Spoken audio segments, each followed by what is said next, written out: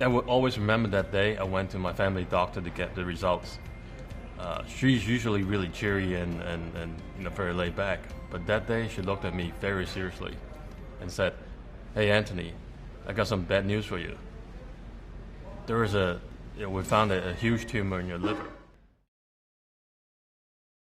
Chronic hepatitis B is a very common liver disease caused by the hepatitis B virus. Worldwide, we have about 240 million people living with chronic hepatitis B, and every year about 700,000 die from complications associated with chronic hepatitis B, such as liver cancer. About 1 in 10 Asians have chronic hepatitis B, and the alarming thing is 2/3 were not even aware they had the disease. People don't really understand the nature of the disease. They tend to be either be afraid of it, or they maybe choose not to interact with people with hepatitis B.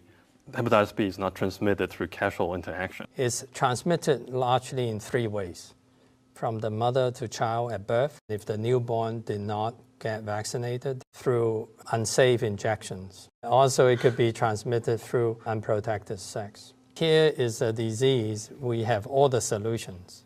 We have a vaccine, we have drugs to treat the disease so people don't die of complications.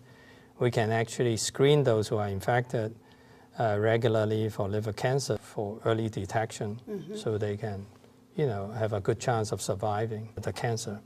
But because there is not the advocacy, political will, very few people hear about this problem. The World Health Organization actually identified hepatitis B as an infection we can wipe out from the face of the earth. The message is, if you are screened and found to have chronic hepatitis B, it's very simple. You don't need to see your doctor all the time. You do twice-a-year blood tests to monitor for any flare-up of your hepatitis, monitor for liver cancer, and once you hit a certain age, you start once-a-year ultrasound. There are a lot of women from Asia who have these misconceptions. They've been told by their parents, oh, if you have chronic hep B, you cannot be pregnant.